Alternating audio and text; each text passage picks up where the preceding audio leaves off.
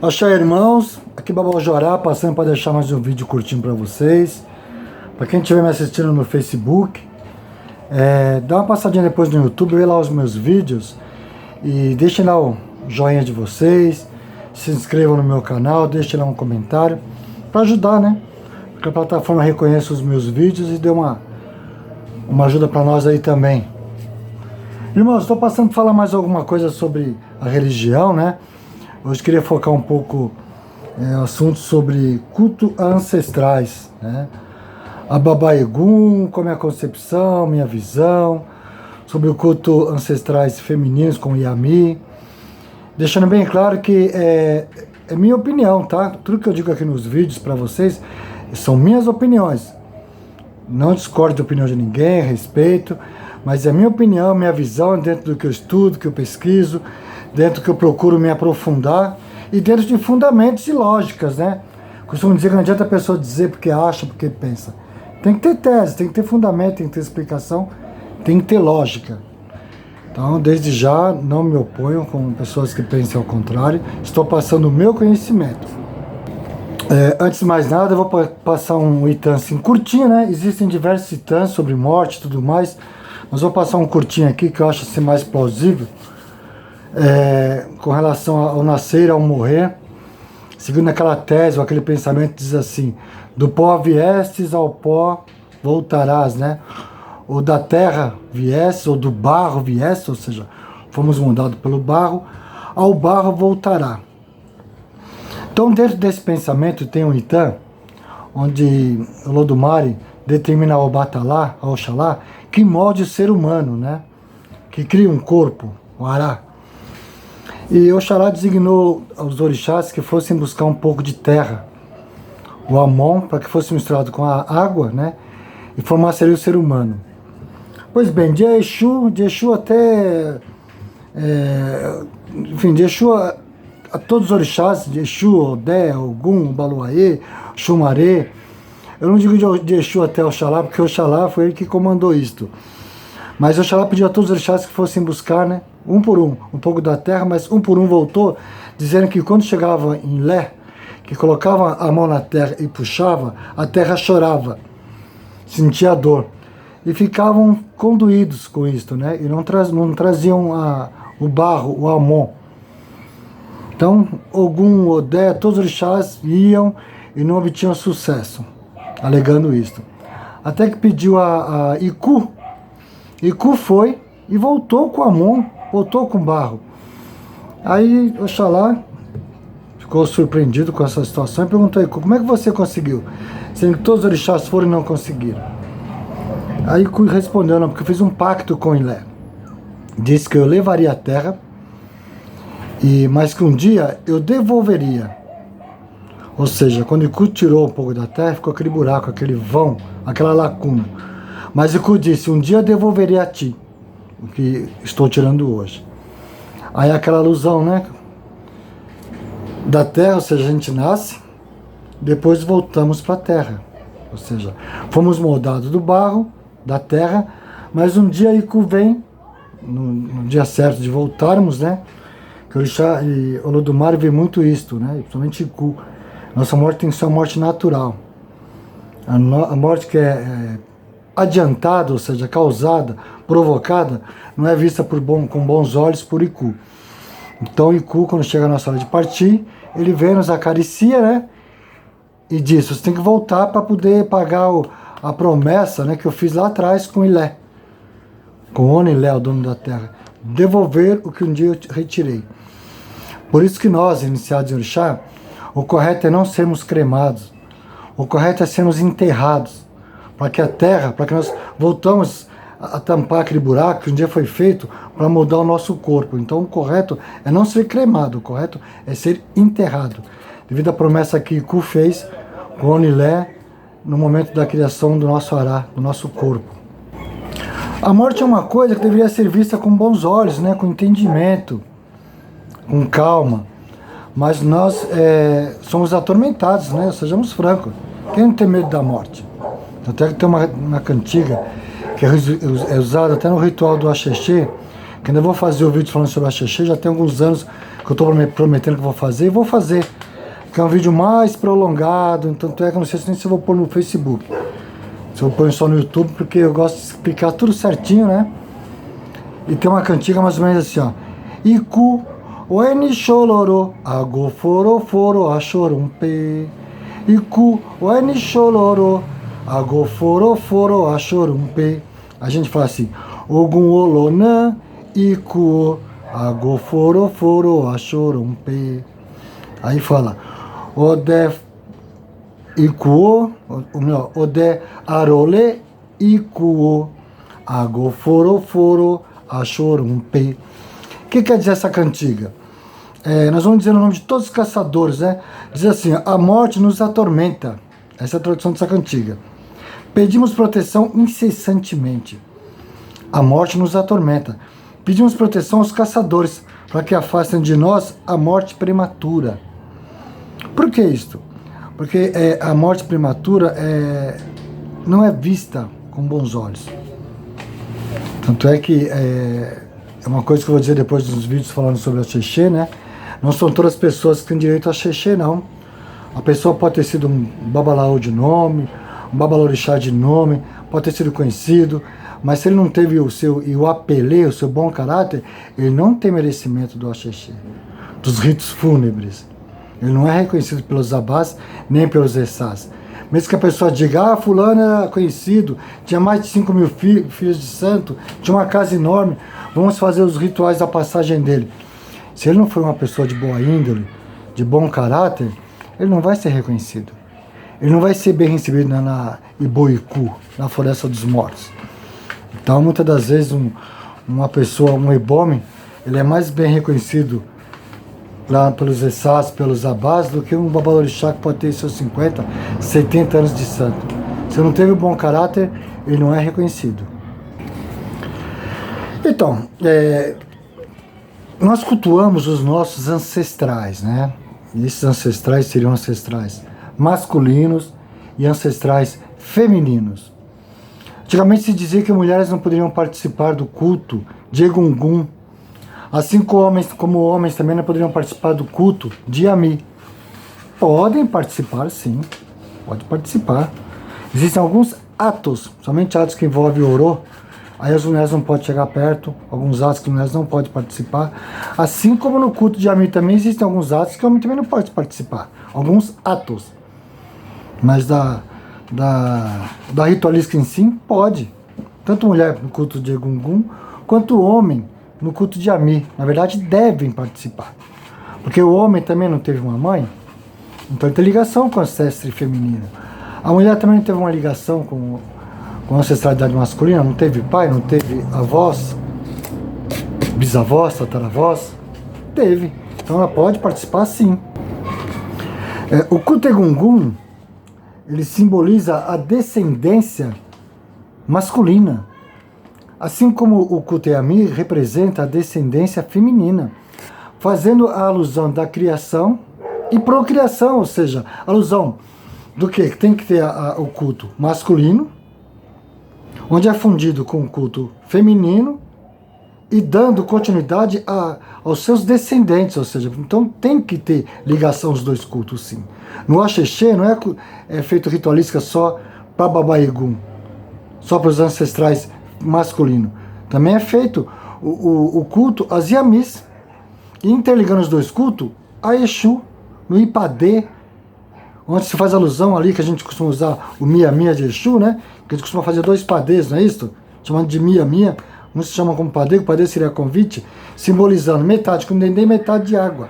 Metade do dendê, o poder feminino, simbolizando o ciclo menstrual, né? Tem ligação com Yamis. E o padê de água, simbolizando a água, o furufuru, o branco, que é o poder masculino de Oxalá, ou seja, a junção das duas coisas, feminino e masculino. Como a gente também conhece muito bem, o símbolo disso também é o Ibadu, a cabaça da existência, né? Uma cabaça pintada de branco, metade, e outra metade de vermelho, simbolizando criação. Não é isso? Para quem conhece o Ibadu sabe o que eu estou falando. Outro detalhe, geralmente, não é regra, as roupas de Baba Egun, elas são 2 vestes, né? Elas são coloridas por fora, simbolizando a vida, né? A alegria, a descendência. E por baixo, o Baba Yaga costuma usar uma roupa vermelha e às vezes, dependendo da família, até preto, que simboliza ancestralidade, a criação ancestral. Geralmente é vermelho que simboliza isso. Mas existem famílias que colocam preto, mas geralmente é o vermelho. Então ele tem um pano vermelho por baixo e o colorido por fora, simbolizando a passagem, né? Orum, Aie, é vida espiritual, vida material, retorno. Os Baba Egungun, na África, simboliza uma descendência familiar ou uma ancestralidade familiar. Ou seja, ele é tido até como orixá, o Baba Egungun. Ali ele transmite toda aquela ancestralidade familiar. O avô que se foi, o bisavô, tataravô, tatataravô. Geralmente dizem que é um retrocesso de 7 gerações. No caso de Baba Yaga. Isto na África. Agora, as pessoas quando são iniciadas no culto tradicional aqui, somente alguns aôs, alguns babalaôs, né? Eles, depois de serem iniciados, começam a louvar ou a cultuar o ancestral da sua família. Diga assim, família africana. Por quê?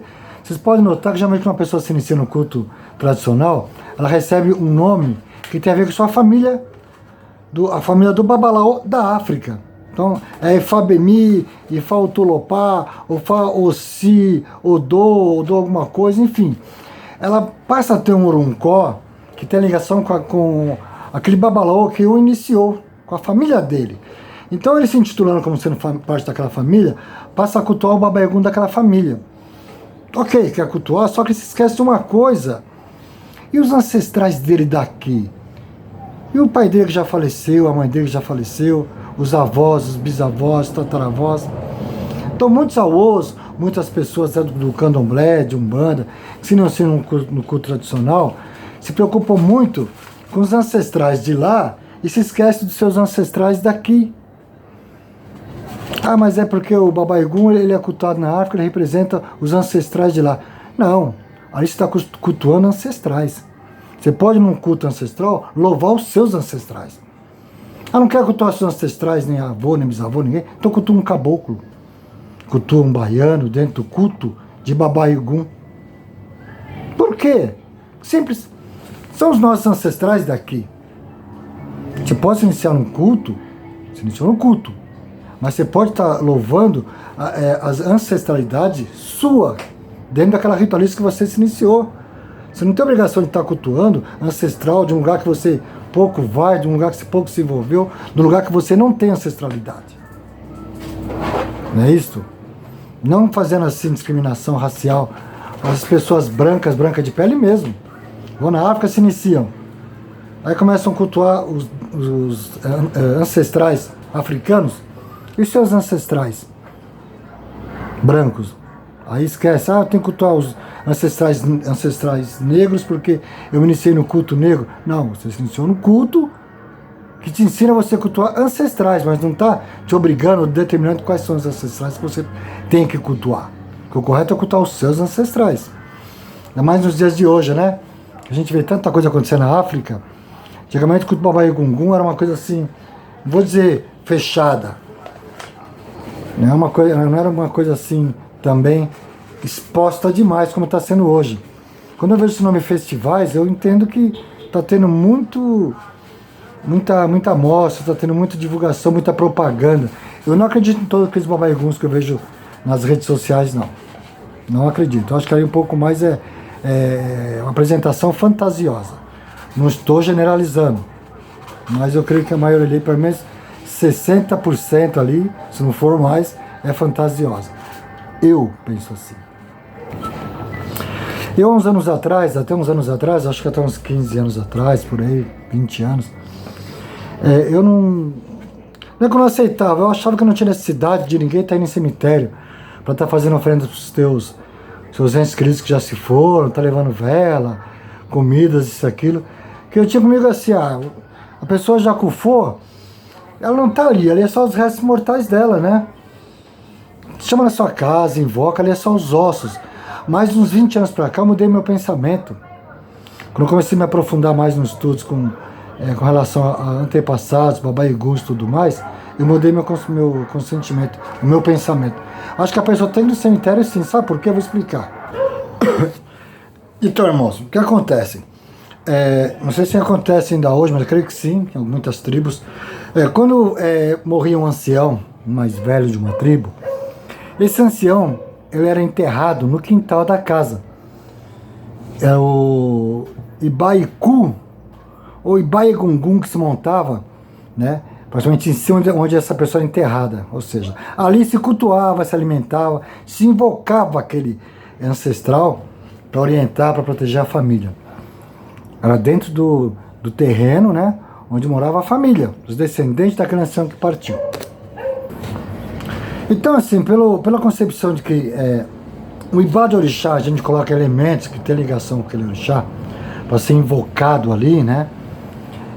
Os ossos da pessoa que partiu, que desencarnou, que o próprio nome já diz, desencarnou, deixou a carne, né? Ali a terra vai comer a carne, fica os ossos, que é chamado de Egum. Aí já faz alusão a Egum, é os ossos, né? Então, ou seja, o que ficou daquele ente querido de vocês aqui na Terra, né? O que representou ele aqui na Terra enquanto estava vivo, é somente os ossos.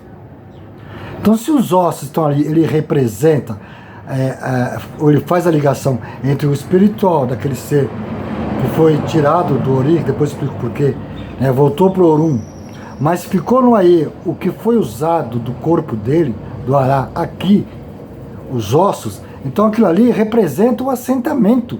É o que faz a ligação da pessoa, a ligação entre Aie e Orum.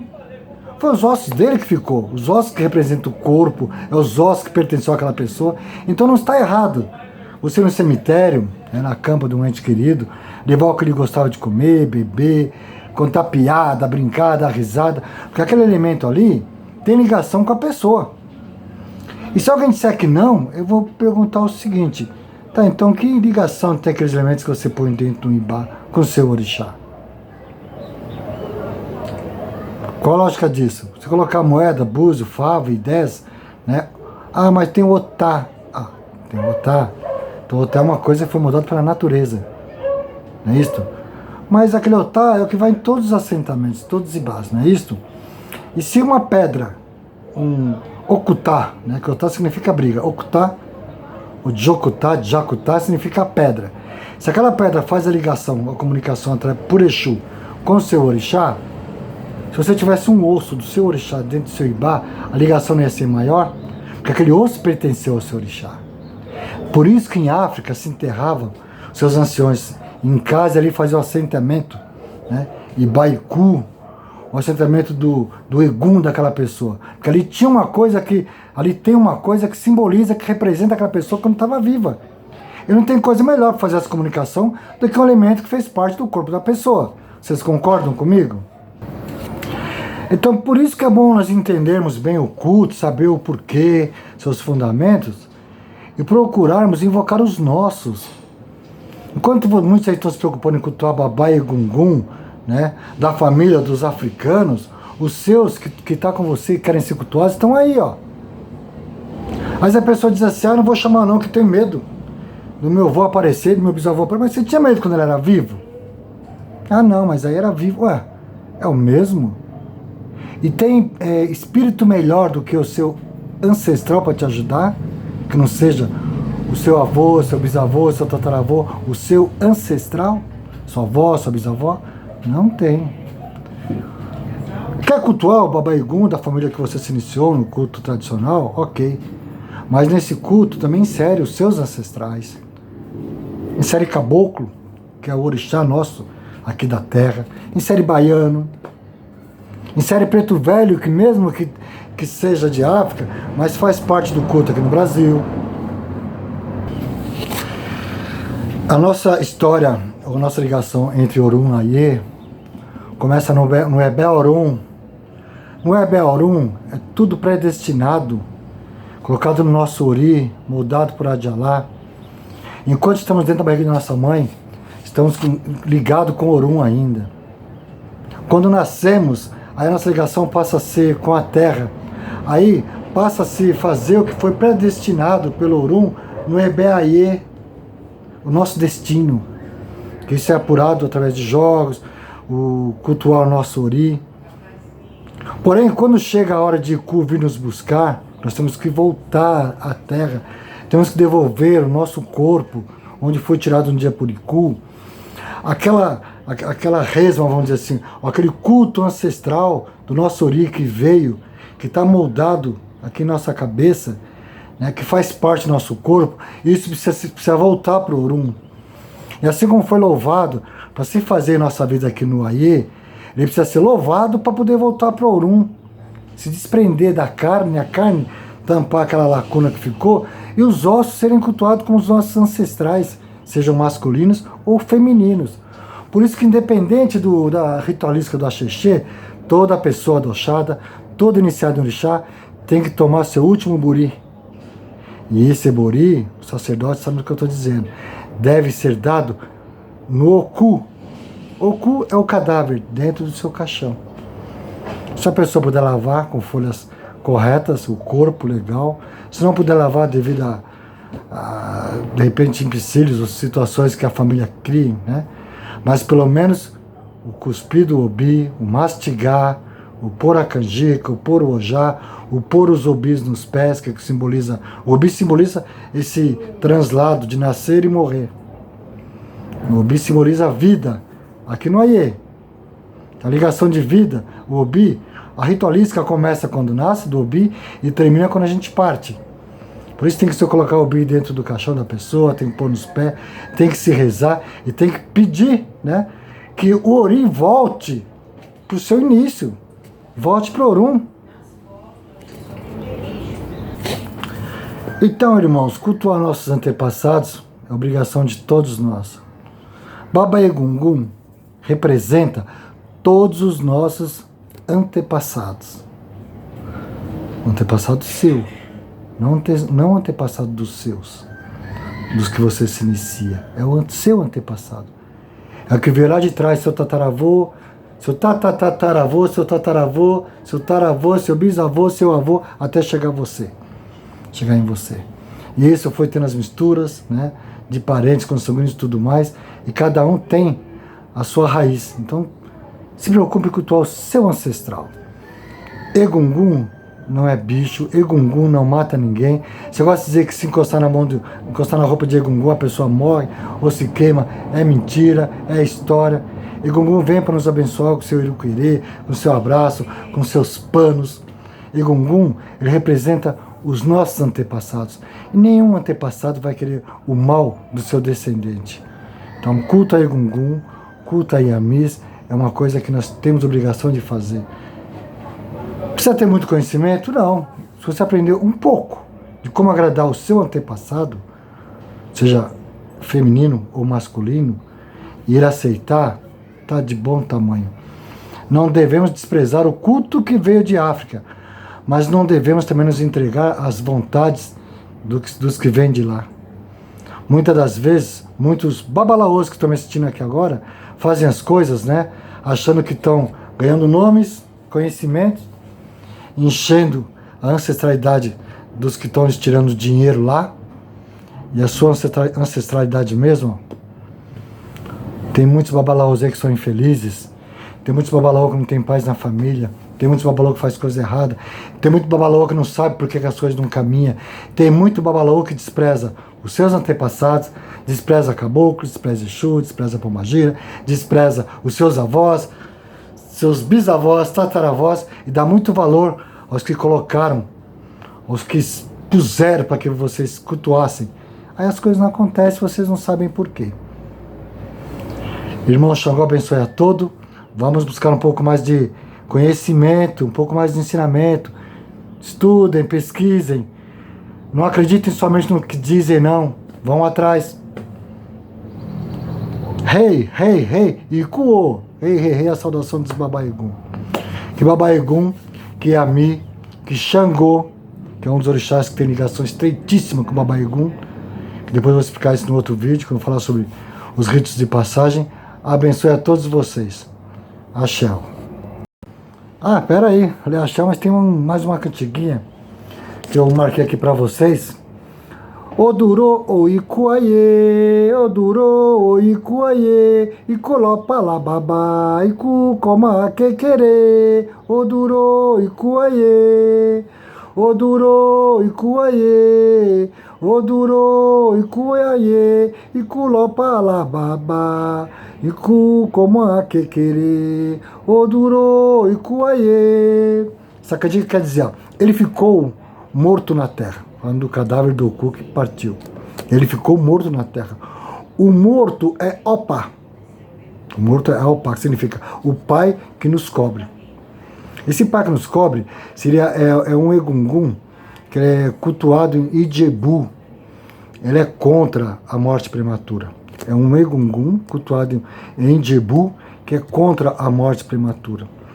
Essa morte que a pessoa procura, se vê em confusão, que é assassinado, que não presta atenção para atravessar a rua, é atropelado, que morre antes do tempo que Iku, antes do tempo que foi determinado por Iku, em devolver o cadáver, né, o corpo a Onilé. Que Iku diz, ó, vou devolver o corpo da pessoa, por exemplo, daqui 70 anos. Ele vai ter um infarto, vai ter um mal súbito, aí a pessoa de repente se mete em confusão, faz coisa errada e morre antes. Morreu com 50 anos, por exemplo, 55, 60. Morreu antes da data que foi feito o pacto de Ku com Onilé. Então, esse Egungun, cultuado em Jebu, ele é contra essas mortes. Porque ele está esperando essa pessoa no Iboiku naquela data, não antes. Deixa eu abençoar a todos, axé.